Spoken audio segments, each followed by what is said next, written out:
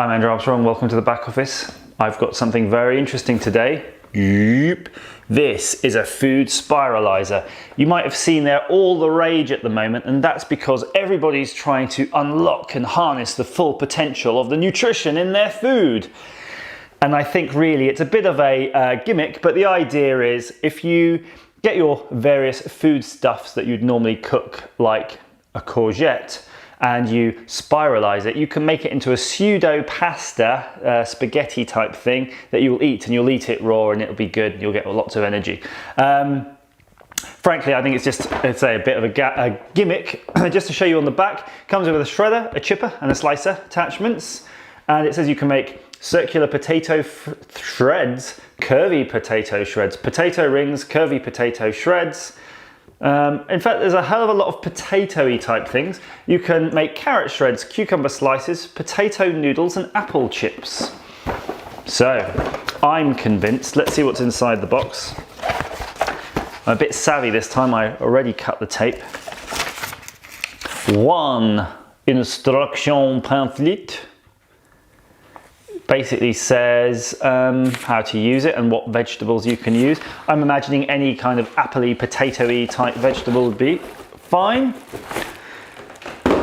You can see these on retail for anywhere between £30 and £10. I paid £10 for this. Frankly, I don't think there's going to be much difference between the £10 and the £30 models, as this is going to live in your cupboard most of the time after you've tried it for, you know, about 3 days, I think, before you get bored of it. The £10 model should suffice. So I'm just sort of looking at it here. I can see in the end there's already some sort of slicing blade attached in here, and there we go, it appears to slide in and out. In the base it has a receptacle for the other attachments for shredding and dicing and slicing. You've got this sliding mechanism, a little bit like a lathe. There's a handle here, I'm not sure. Oh, that's probably just to help put some pressure while you're cranking on this. Underneath, 4 rubber suckers. Stop it jumping around. And I'm just going to go straight in and find a vegetable, and we're going to see what this can do. I have the unit here and it's kind of sucking onto this worktop. It's not great, but it's not too bad. I've got the cranky handle. And I've got this teeny potato, because that's all I could find. So I'm popping it on the spikes. Oh.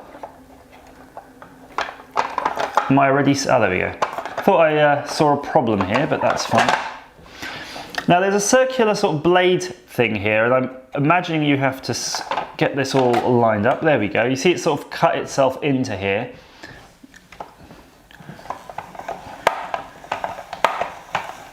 It's happening. Something is happening. The potato is being sliced.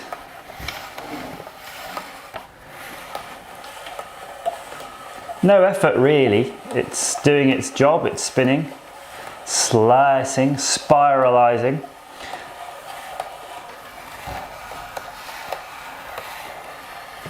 Ooh.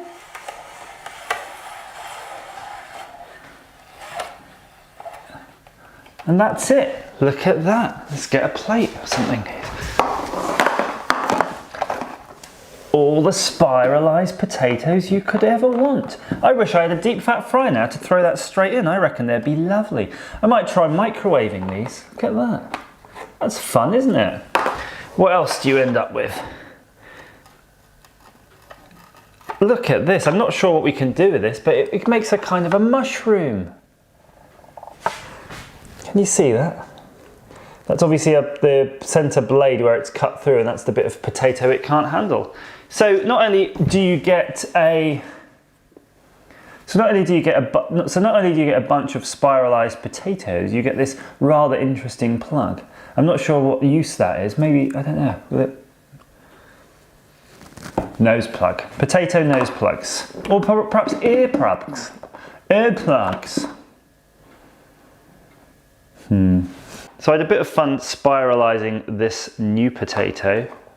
It's quite satisfying, but I think something realistic is an apple. And I can see, looking at this, that the apple might just need to be top and tail to work best. So I'm just going to cut that off with a knife. taking care to avoid slicing my fingers. Now apple is going to be an interesting one because it's a lot firmer than potato. Potato tends to just sort of whiz through, but apple, here we go, that's a lot chunkier. Right, so I am now applying the blade of fire. Gets a good purchase on the apple. Let's turn this. Let's see what happens. It's doing it. Yeah, baby, yeah! So if you've got a food dehydrator, this is going to work really well because we have loads of fruit from our garden, apples and pears, and we never know what to do with it. So I got one of those food dehydrators to make jerky. And it was always a chore to sort of slice all these fruit and veg up in there. But this will do the trick. There was just a bit of a jam in here. Look, it jammed up and it started to make some apple sauce. You need to be careful of that when you're using it. It's not doing it. Have I broken it already?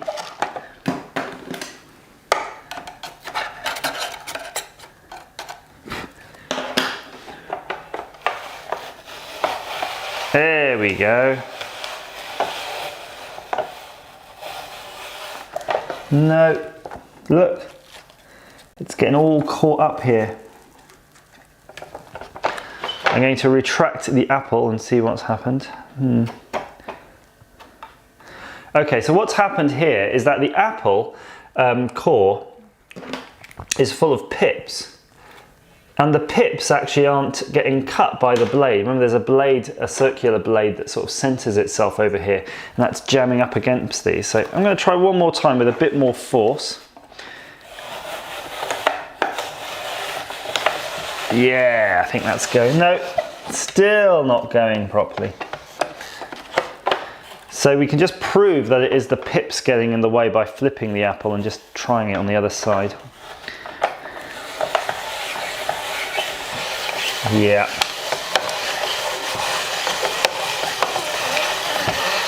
So I'm going to have to read the instructions here to see what we do about those. Just to show you, yeah, the pips are completely untouched. They can't, they're obviously not getting cut by the blade. There's the core. Should we chuck in a kiwi?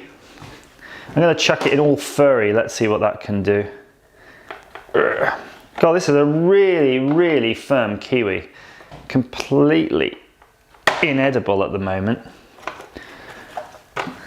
Let's see what kiwi can do.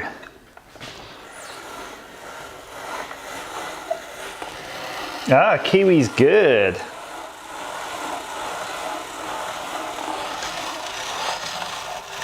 It's almost a continuous chain of kiwi so far. I wonder how long you could make this. I'm never too keen on kiwi. It's got that weird fur, sticks in your teeth. There we go. Excellent. The kiwi is perfect. So the question in our minds is, should you get a spiralizer? I think after that, you know, it did work. It worked really well. I haven't tried all of the attachments yet, but you know, we will in due course. Cleaning it was really good. I just run it under a tap and actually all the kiwi gunk and everything just washed out. Even the bits that were kind of jammed in the blades just sort of disappeared under the tap. Just looking around it, it all actually comes apart really easily. You can just separate it all if you really wanted to give it a good old cleaning. I wonder what happens if you put a hot dog in it. It'd have to be really thick though, because that hole with the blade is almost the same diameter as a hot dog. So you could try it. And look at what it did with the kiwi. It was almost a complete, well, it was an entire uninterrupted chain of kiwi slices. I think this would be really neat to sort of hang up now and dry as a kind of a dried fruit roll-up, a kiwi chain. Still got the fur on it though. Obviously if you're doing it, remove the fur, but perhaps removing the fur will damage its structural integrity. Who knows? And also you do get a kiwi mushroom at the end of that as well. The amazing mushroom maker. So, food spiralizer. If you want to get your kids involved in eating food, probably will help. Please feel free to comment or subscribe. Thanks for watching.